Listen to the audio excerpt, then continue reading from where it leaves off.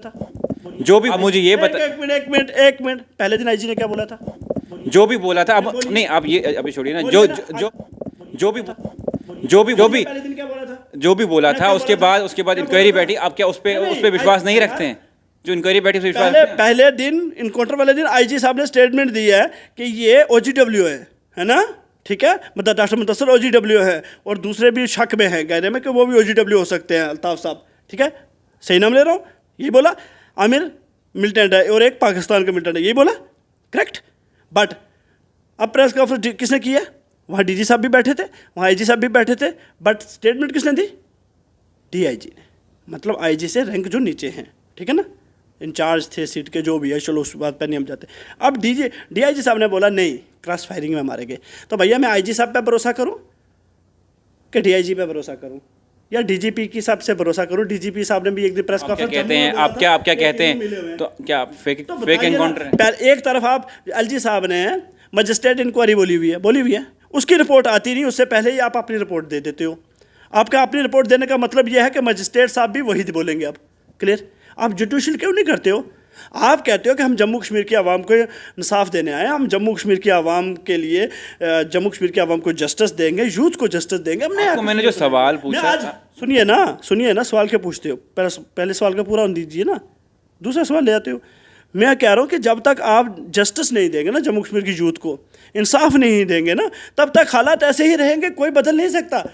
ना वकार भट्टी बदल सकता है, ना कोई यहाँ का फारूक अब्दुल्ला बदल सकता है, ना नरेंद्र मोदी हालात बदल सकते हैं, ना इमरान खान हालात बदल सकते हैं। जस्टिस देना ज़रूरी है।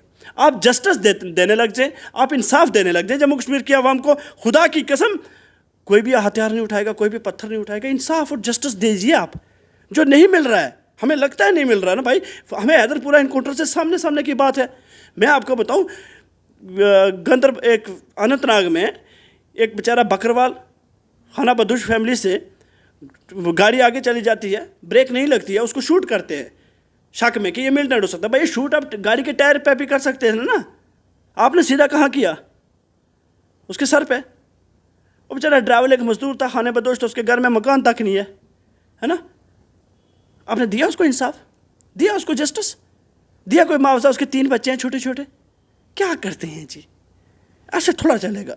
इसलिए मैं यूथ से आपको क्या लगता है कि कश्मीर घाटी में जो सेंटर के नेता हैं वो प्रॉक्सी खेल रहे हैं कश्मीर को मरवा के, फायदा क्या होगा? नहीं, स्टेट के लोग, जो स्टेट के नेता है वो कौन से चॉकलेट बांट रहे हैं जाके?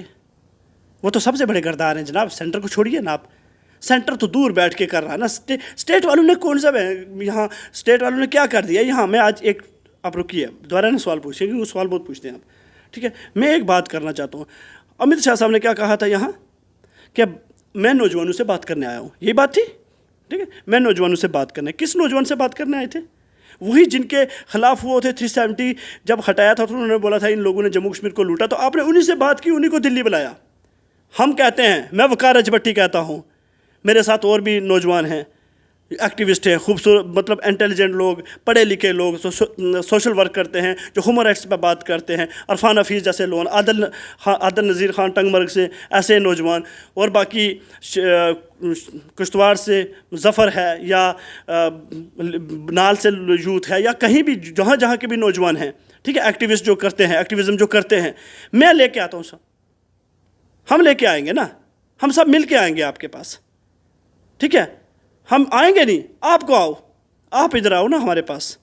हम यहाँ श्रीनगर में बैठते हैं अपनी पूरी यूथ को जोड़ के, पूरे कश्मीर के नौजवानों को रखेंगे वहाँ श्रीनगर में। आओ खुले मैदान में बात करो, हमसे बात करो ना। तुम एयर कंडीशन वालों से बात करते हो और फिर कहते हो नहीं कश्मीर का युवा खुश है। अरे कश्मीर का युवा तब खुश होगा जब आम युवाओं को, आम नौजवानों को, आम बहनों को, आम बुजुर्गों को श्रीनगर में हम बैठाते हैं। आइए आप बात करिए, उनसे बात कीजिए।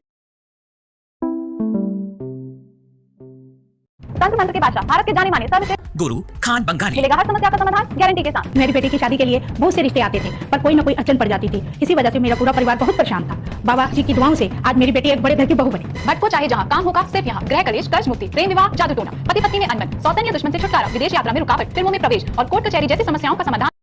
गुरु खान बंगाली घर बैठे पाएं समाधान। अभी कॉल करें 8448277903।